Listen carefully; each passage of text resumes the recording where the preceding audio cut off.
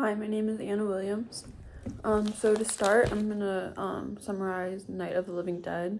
It was shot in 1968 by George A. Romero, and after researching it, I realized that it was filmed on a 35mm black and white and was shot with natural lighting.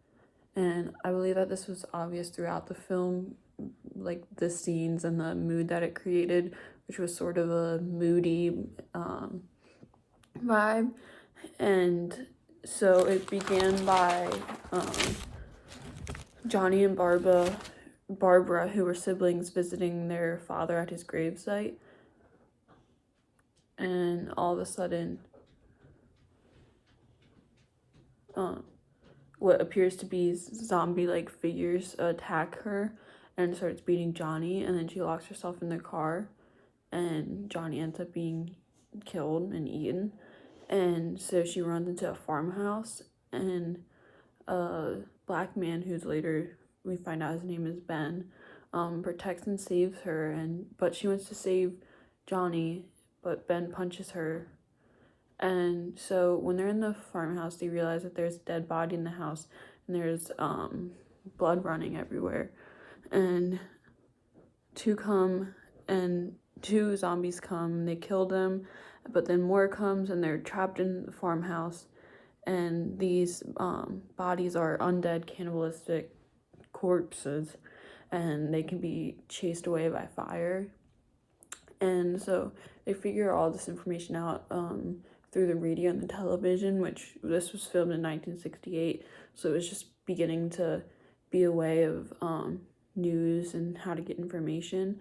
And while they're in the farmhouse, they meet Harry, Helen, and Karen, who are a family that are trapped in the downstairs. And Karen is ill, and she later dies by because she was ill, and she stabs her mom. And then there's also Tom and Judy, who are a teenage couple, and Tom and Judy were eaten, but then Ben shoots Harry, which was the father. And so throughout the film, Ben is seen kind of being like the main masculine hero throughout all of this. And he really like takes over as the star, and Barbara sort of seems to be a weak and fragile character that like couldn't really make many decisions. And he sort of steps up and takes the role of like getting everything done, like when he's covering up the windows and making sure everyone's safe. And so in the end, when they sort of start to fight off all the corpses and realize that they can be dead when they're shot in the head or burned in fire. And so Ben's the last one in the house, and he's mistaken for one of the undead corpse, and they're shot, and then he's just thrown in with the rest of them. And it sort of creates like a uneasy mood, because you just watched the whole movie and you were rooting for them the whole time, and it just sort of ends like that. And so the budget for this film was $114,000, and which was a low budget film, and it was shot outside of Pittsburgh, and it earned $30 million in the box office.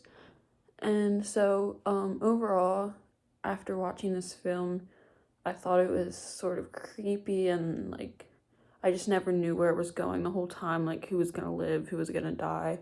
But I thought it was really good, and I thought it was interesting that during that time period that Ben, who was a black man, was the sort of hero of it all. And because you would typically think that it would be a white man like saves the day and who is most capable of fighting everyone off, but it wasn't. So it sort of served as a like, I don't know.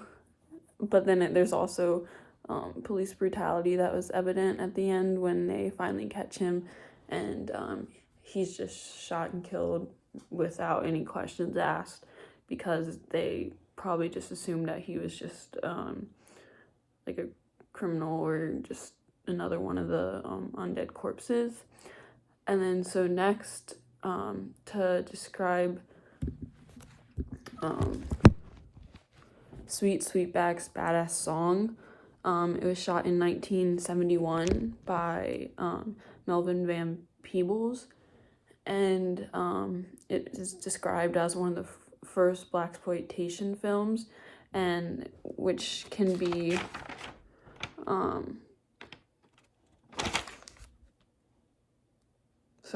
which it can be described as like an ethnic subgenre, like sort of overgeneralizing certain characters and sort of playing upon stereotypes.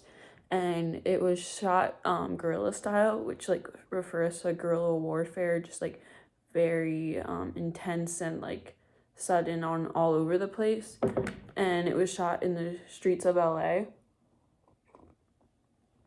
And so it follows Sweetback, and at first I was really disturbed when it appeared that, like, in the very opening scenes of the woman having sex with an underage boy, and so I sort of wondered where that was going to go and who the character was, but then all of a sudden it turned into an older man, so which was Sweetback, and it sort of made sense later in his life that he led the life that he did, because it seemed like that was a flashback in his life, and it really impacted him and really sexualized him, so that made his lifestyle when he grew up a lot easier to justify, and he sort of never really had like a lot of good role models, so that's why he became a hustler.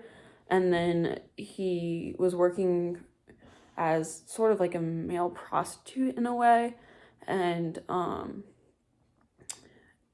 he was just kind of used for pleasure of other people. And then one night the police officers take him for what seemed to be like they were going to do stuff with him, but then he ends up seeing another black man get beaten, and because of that he sort of retaliates, and then he's on the run, and it just follows his journey throughout all of that and sort of his resilience. But then it also sort of plays upon stereotypes the whole time in the film, whether it be the man who was like sort of in charge of like the business, and he like sort of just is like very desperate throughout his time on the run, and it just follows his journey and everything. And so police brutality was really evident in this film because they just acted so like carelessly. Especially it was evident when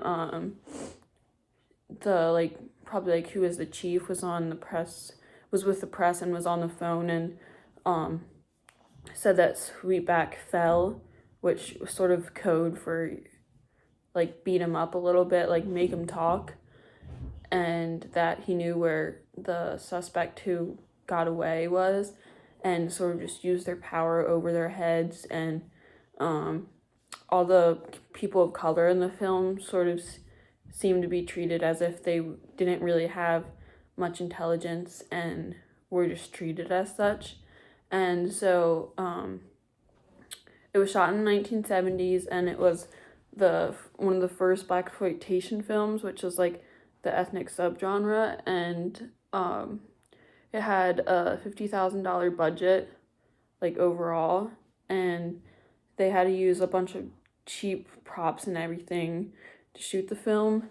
And so overall, I thought they were both interesting movies that I probably would not have watched on my own, but I thought they were beneficial in sort of expanding my horizons in film and making me uncomfortable, because they are important films to watch, especially I think Sweetback's Badass Song, because it just is so like out of the norm and uncomfortable for people to watch, and they both served a purpose of showing that people of color are regular people too and deserve to be treated as such, and that stereotype should be eliminated. Thank you.